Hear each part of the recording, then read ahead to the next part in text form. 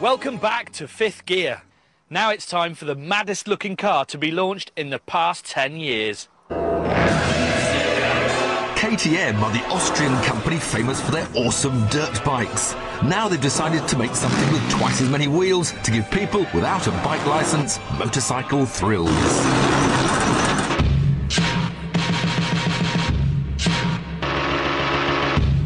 And this is it, the Crossbow. You can tell they've never made a car before because they've forgotten things like a roof and doors. And no, they haven't mislaid the body shell. These few floating panels are all you get, meant to echo the partial plastics you get on a dirt bike. It really is an amazing shape. It's all gaps and angles. In fact, it's almost something like a science fiction movie. You almost expect to find a joystick instead of a steering wheel to drive it. And you soon see past the flashy panels and these extravagant wing mirrors to discover this central carbon fibre monocoque, just like that in a Grand Prix car.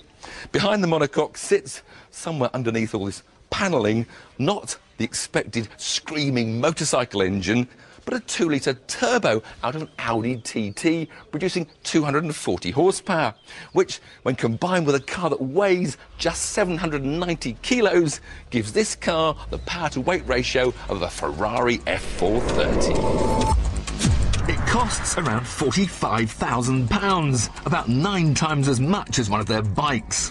So, can a motorbike manufacturer really build a car successfully first time? I guess old habits die hard with KTM. A helmet isn't legally required, but with no windscreen, they strongly recommend it. At least I found a car that finally matches my big outspan.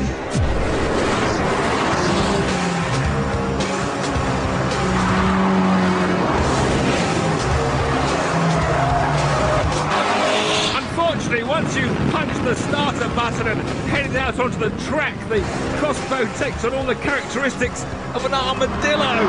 It may look very hardcore on the outside, but it's very soft in the middle. The already muted sound of the turbocharged engine behind me almost completely disappears when the wind noise gets up. And the rev counter's somewhere over there, and in fact I only know when to change gear when the light starts flashing. This 6-speed Volkswagen gearbox is nice and easy to use, but it's a bit vague. It's got quite a bit of travel, it's not racy enough. But once you've got over that initial disappointment of not having a roaring engine and snappy gear shift, what is so impressive about this Crossbow is its balance and poise.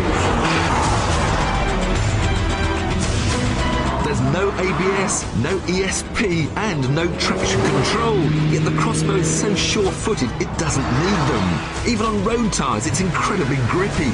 Around the Nürburgring, the car created 1.5 times the force of gravity around the corners. It changes direction like a roller coaster. Coming up this corner now, we're turning in 110 miles an hour. I can feel now the ground effect downforce underneath the car sucking in, adding more and more grip the faster I go. You get great feel because there's the bare minimum between driver and road. There's just a piece of foam on the seats, which are part of the carbon chassis, and the seats don't move. To make yourself fit, you have to adjust the pedals back and forth. The only option is more carbon.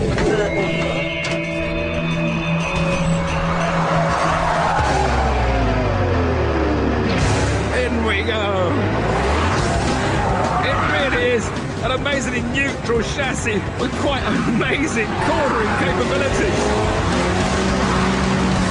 So for a novice guy to jump in and head for a track, it's a perfect car. It's very light and user-friendly, but it's also got very, very forgiving handling characteristics. If only I could hear that engine! In fact, driving the Crossbow suddenly made me realise quite how important a rousing exhaust note is to the excitement of a car. So, KTM, I've decided to test some better noises for you. Look how much more exciting your car seems when it comes with the lusty burble of an Aston Martin.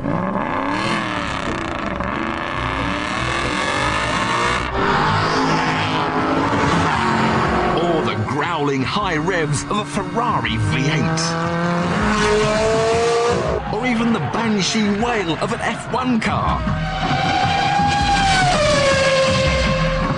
Until they bring out an even more powerful 300 horsepower version later in the year, I'm afraid the most exciting KTM you can buy still has two wheels.